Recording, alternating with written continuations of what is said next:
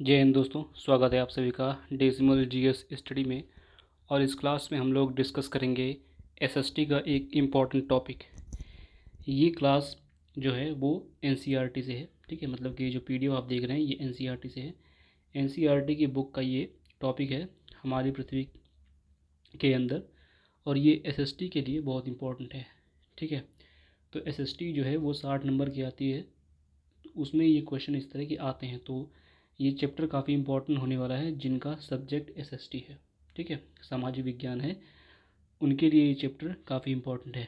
उससे पहले ये हमारा टेलीग्राम चैनल है, इसको ज़रूर ज्वाइन कर लीजिए।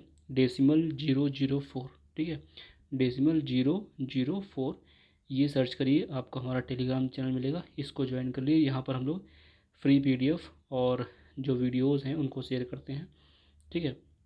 ये पीडीएफ भी आपको वहाँ पर मिल जाएगी अगर आप ज्वाइन करेंगे तो, ठीक है। देखिए ये चैप्टर काफ़ी इम्पोर्टेंट है, तो इस चैप्टर को हम लोग जो है डिटेल में देखेंगे। ज़्यादा बड़ा चैप्टर नहीं है लेकिन बहुत इम्पोर्टेंट चैप्टर है, ठीक है।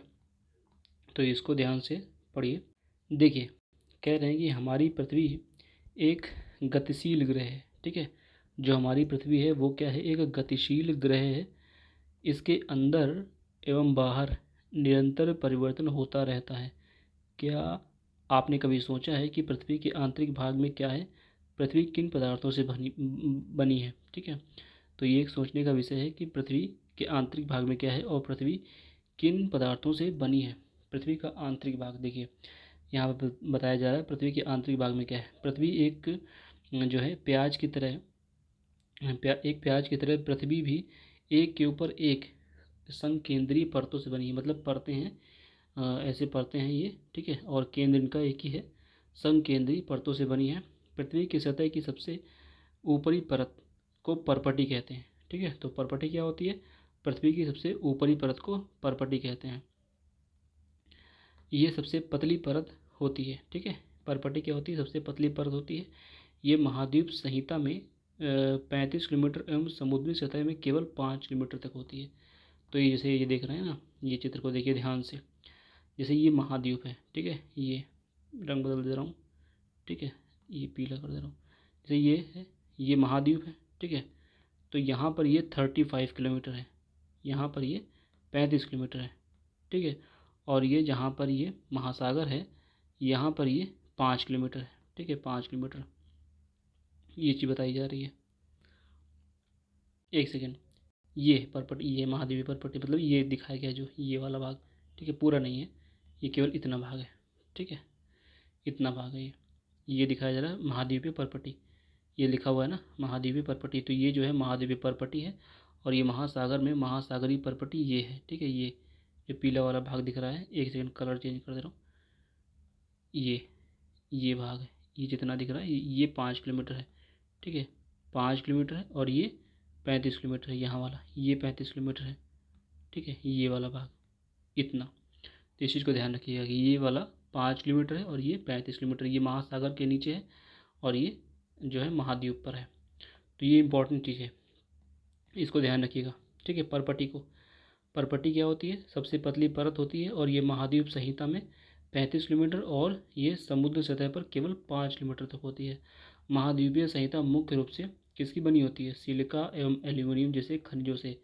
ये सीटेट में पूछा गया था, ठीक है, कि महासागर के अंदर क्या होता है। ये महाद्वीप बता रहे हैं लेकिन महासागर के अंदर पूछा गया था, ये ध्यान रखिए, दोबारा पूछ लेंगे महाद्वीप क्या, महाद्वीप संहिता मुख्य रूप से किसकी बनी होती है। तो महाद्वीप जो है किसकी बनी होती है, सिलिका और एल्यूमिनियम जैसे खनिज बनी होती है, इसलिए इसे सीएल कहते हैं, ठीक है। सिलिका तथा एल्यूमिनियम कहा जाता है।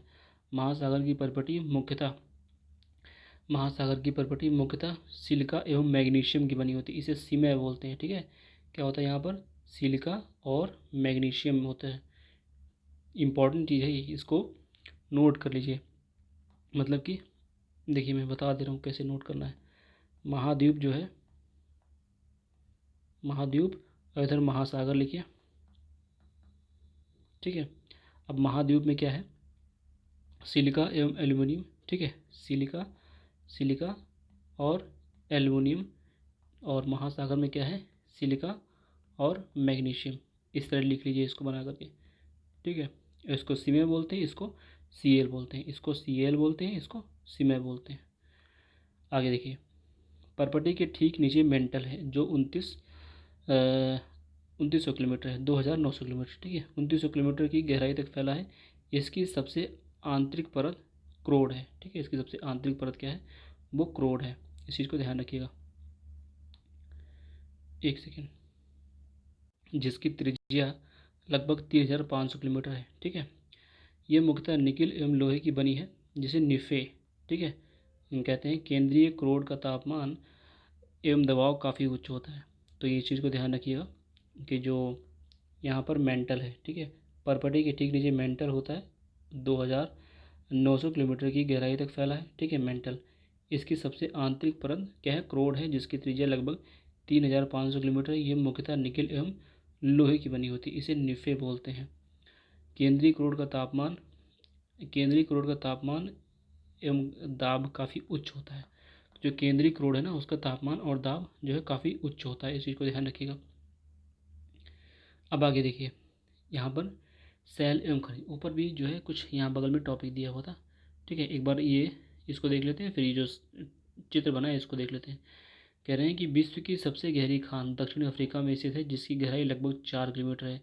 तेल की खोज में इंजीनियर 6 किलोमीटर तक खोद चुके हैं, ठीक है। इस चीज़ को ध्यान रखिएगा कि विश्व की सबसे गहरी खान कहाँ है, दक्षिण अफ्रीका में 4 किलोमीटर लंबी है, ठीक है। दूसरा पॉइंट है, पृथ्वी के केंद्र तक पहुँचने के लिए आपको समुद्र की सतह पर 6000 किलोमीटर गहराई तक खोदना होगा, अगर पृथ्वी के केंद्र तक पहुँचना है, ठीक है।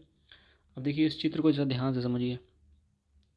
यहाँ पर देखिए, ये परपटी है, ठीक है, परपटी है ये ऊपर, ठीक है, ये मेंटल है और ये आंतरिक क्रोड है, ठीक है। ये तो समझ में आ रहा है कि ये साफ साफ चीज़ें हैं, दिख रही हैं कि ऊपर परपटी है, बीच में मेंटल भी दिखाया गया है ये, ठीक है, इतना, ये इतना मेंटल भी दिखाया गया है और ये आंतरिक क्रोड है, ठीक है। लेकिन जो यहाँ पर बीच वाला पार्ट देख रहे हैं, ये वाला, ठीक है, ये क्रोड और मेंटल के बीच का पार्ट है, इसे क्रोड और मेंटल बोलते हैं, ठीक है। क्रोड मेंटल सीमा है ये, ठीक है। और ये बाह्य क्रोड है, इस चीज़ को ध्यान रखिएगा, ठीक है। ये क्रोड मेंटल सीमा है, ठीक है। एक मिनट, फिर से मैं साफ़ कर दे रहा हूँ। ये क्रोड मेंटल सीमा है, ये जो दिख रहा है हल्का कलर से, ये ये ये क्रोड मेंटल सीमा है, ठीक है। और ये बाह्य क्रोड है ये, और यहाँ पर ये आंतरिक क्रोड है, ठीक है। तो इस चीज़ को ध्यान रखिएगा, ये क्रोड मेंटल सीमा है, ये बाह्य क्रोड है, और यहाँ पर ये आंतरिक क्रोड है, ठीक है। और ये स्थल मंडल दिखाया गया है, ये परपटी है, ठीक है। तो इस चीज़ को ध्यान रखिएगा, काफ़ी इम्पोर्टेंट चित्र है। आगे देखिए, सेल एवं खनिज। सेल एवं खनिज क्या है, पृथ्वी की परपटी अनेक प्रकार के सेलों से बनी है। पृथ्वी की परपटी पर बनने वाले खनिज पदार्थों के किसी भी प्राकृतिक पिंड को सेल कहते हैं, ठीक है। तो सेल क्या होता है, सेल एवं खनिज क्या, यहाँ पर क्या है, पृथ्वी की परपटी अनेक प्रकार के सेलों से बनी है, मतलब ये बहुत सारे चट्टानों से मिलकर बनी है, सेलों से मिलकर बनी है। पृथ्वी की परपटी बनाने वाले खनिज पदार्थ के किसी भी प्राकृतिक पिंड को शैल कहते हैं, किसी भी प्राकृतिक पिंड को। शैल विभिन्न रंग, आकार, गठन के हो सकते हैं, मतलब कोई फिक्स रंग नहीं है कि ऐसा ही कलर का होगा। फिर देखिए, मुख्य रूप से शैल 3 प्रकार के होते हैं, आग्नेय शैल, अवसादी शैल और कायांतरित शैल, ठीक है। 3 शैल है, आग्नेय शैल, अवसादी शैल और कायांतरित शैल। अब देखिए, कह रहे हैं कि द्रवित मैग्मा ठंडा होकर ठोस हो जाता है, इस प्रकार बने शैल को आग्नेय शैल कहते हैं, ठीक है। एकदम द्रवित मैग्मा है, वो ठंडा होकर ठोस हो गया तो आग्नेय शैल, इन्हें प्राथमिक शैल भी कहते हैं। आग्नेय शैल 2 प्रकार की होती है, अंतर्वेदी और बहिर्वेदी, ठीक है, अंतर्वेदी और बहिर्वेदी। अब देखिए, क्या आप ज्वालामुखी से निकलने वाले लावा की कल्पना कर सकते हैं। वास्तव में आग की तरह लावा द्रवित मैग्मा आग की तरह लाल द्रवित मैग्मा ही लावा है, जो पृथ्वी के आंतरिक भाग से निकलकर सतह पर आ जाता है। जब द्रवित लावा पृथ्वी की सतह पर आता है, यह तेजी से ठंडा होकर ठोस हो जाता है। परपटी पर इस प्रकार से बने शैल बहिर्वेदी आग्नेय शैल कहते हैं, ठीक है। और इसकी संरचना बहुत महीन दानों वाली होती है। उदाहरण के लिए बेसाल्ट दक्कन का पठार बेसाल्ट सेल से बना हुआ है। तो इस चीज़ को ध्यान रखिए कि दक्कन का पठार जो है वो बेसाल्ट शेल से बना हुआ है। ठीक है, बेसाल्ट क्या होती है? बहिर्वेदी अग्नि शेल। फिर आगे, द्रवित मैग्मा कभी कभी परपटी भूपर्पटी के अंदर गहराई में ठंडा हो जाता है। इस प्रकार बने शैल को अंतर्वेदी शैल कहते हैं। ठीक है, अब देखो यहाँ पर ज्वालामुखी का चित्र है कि नहीं? ये छोटा सा बना हुआ है। देखिए, कोई भी जैसे मान लीजिए ज्वालामुखी है, वहाँ से ऐसे निकला लावा तो बाहर आके ठंडा हुआ तो ये बहिर्वेदी हो जाएगा। लेकिन ये लावा ही अंदर कहीं चट्टान के अंदर फंस गया और फंस के ठंडा हो गया तो ये अंतर्वेदी चट्टान सैल हो जाएगी। ठीक है, बस इतना ही अंतर है, बहुत ज़्यादा इसमें दिमाग नहीं लगाना। ठीक है, अंतर्वेदी क्या है? ज्वालामुखी अंदर ही लावा निकल नहीं पाया बाहर, ठंडा हो गया तो अंतर्वेदी, और बाहर निकल के ठंडा हुआ तो बहिर्वेदी। बस इतना ध्यान रखना है। धीरे धीरे ठंडा होने के कारण ये बड़े दानों का रूप ले लेता है। ग्रेनाइट ऐसे ही सैलों का उदाहरण है। लाई या मसालों तथा दानों का चूर्ण बनाने के लिए जिन अपघर्षण पत्थरों का उपयोग होता है वे ग्रेनाइट के बने होते हैं। देखा होगा जो गांव वगैरह में सील वगैरह होती हैं, वो जो होते हैं क्या होते हैं? ग्रेनाइट के बने होते हैं। ठीक है, सैल लुढ़क कर चटक कर एक दूसरे से टकरा कर छोटे छोटे टुकड़ों में टूट जाती हैं। इन छोटे कणों को अवसाद कहते हैं।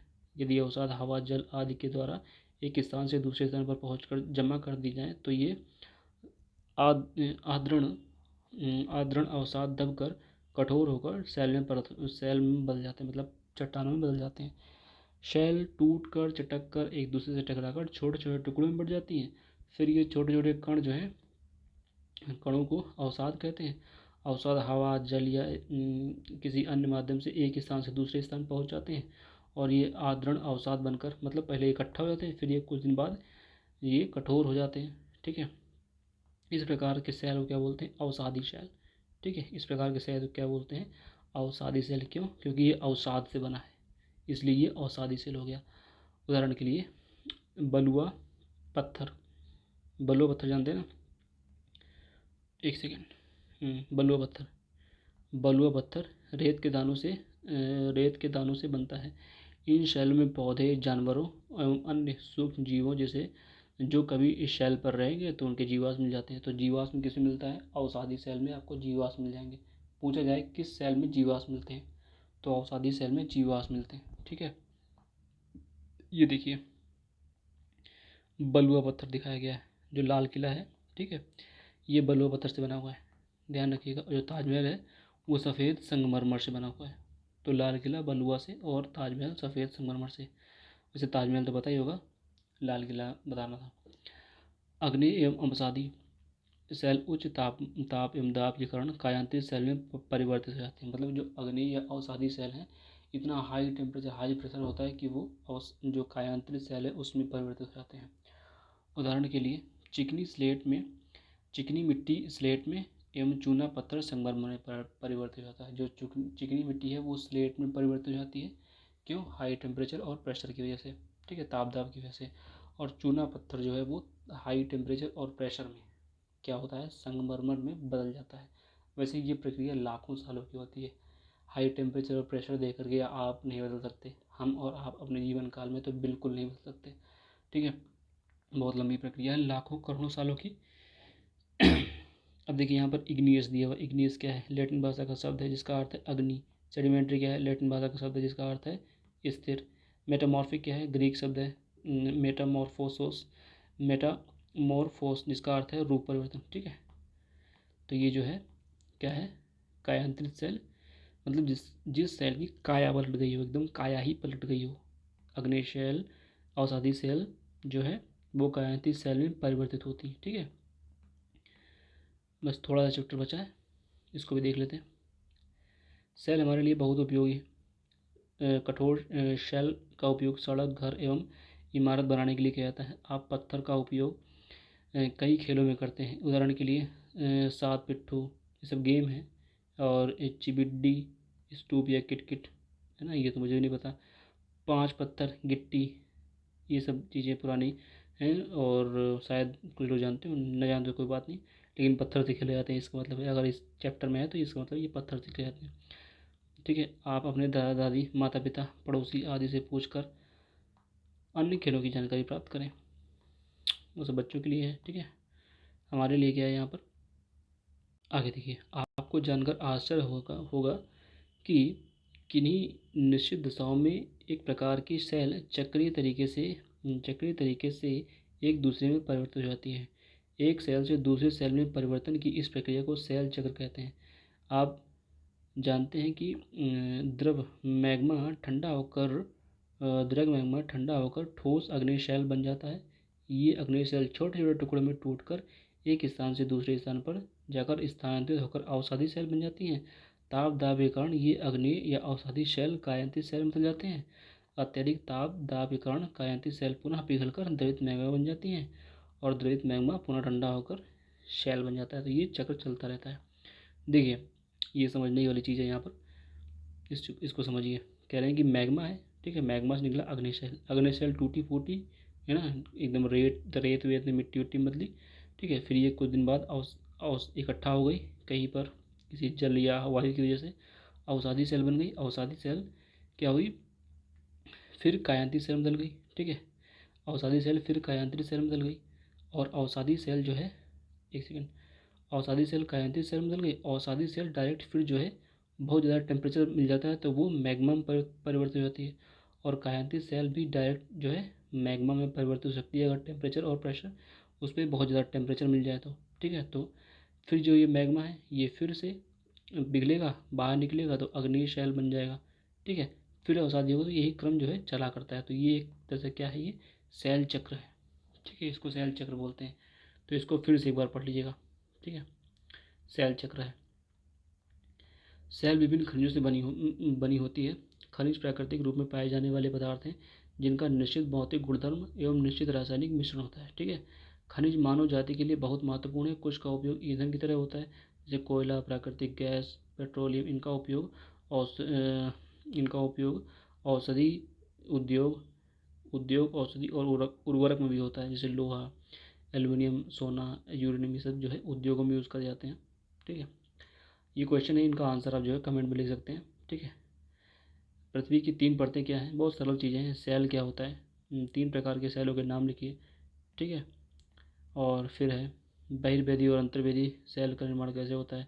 सेल चक्र अभी बताया तुरंत क्या होता है। सेल के क्या उपयोग हैं। कायांतरित सेल क्या है, ठीक है। ये 1 2 3 4 5 क्विज हैं, ठीक है, क्वेश्चन है। इनके आंसर जरूर करिएगा कमेंट में, ठीक है। इनके आंसर जरूर करिएगा कमेंट में। बहुत सरल क्वेश्चन है ना। देखो ऑप्शन भी 3 है, ऑप्शन भी 4 नहीं है, 1 2 3 ऑप्शन दिए हुए हैं। द्रवित मैग्मा से बने सेल क्या होते हैं। पृथ्वी की सबसे भीतरी परत क्या होती है। सोना, पेट्रोलियम, कोयला किसके उदाहरण है। सेल जिसमें जीवाश्म होते हैं। पृथ्वी की सबसे पतली परत क्या होती है, ठीक है। बहुत सरल क्वेश्चन है इसलिए मैं आंसर नहीं बता रहा हूँ, ठीक है। तो इसका आंसर आप जो है कमेंट बॉक्स में ज़रूर करिएगा। ये मैचिंग है, इसको भी एक बार मैच करा लीजिएगा, ठीक है। ये भी इजी है, मतलब चैप्टर ही इजी है। 7th क्लास की NCERT है, ठीक है। तो बहुत ज़्यादा टफ तो होगा नहीं, लेकिन इम्पॉर्टेंट है, यहाँ से क्वेश्चन आते हैं, ठीक है। तो आपका ये चैप्टर पूरा हुआ। और चैनल पर नए हैं तो इस चैनल को जो है ज़रूर सब्सक्राइब कीजिए, ठीक है। Decimal 004 ये हमारा टेलीग्राम वाला चैनल है, ठीक है। टेलीग्राम वाला है। इसको जो है जाके ज्वाइन कर लीजिए। और ये दोबारा जब आपको NCERT देखनी हो, ठीक है, तो यही सर्च कीजिए डेसिमल GS स्टडी, तो आपको चैनल मिलेगा। फिर वहाँ पर जाकर आप सारी वीडियोस ढूंढ ढूंढ कर देख लीजिए, प्लेलिस्ट बनी हुई है, ठीक है। तो आज की वीडियो में इतना ही, मिलते हैं नेक्स्ट वीडियो में। तब तक के लिए धन्यवाद और अपने दोस्तों के साथ शेयर जरूर करिए इस वीडियो को। Thank you.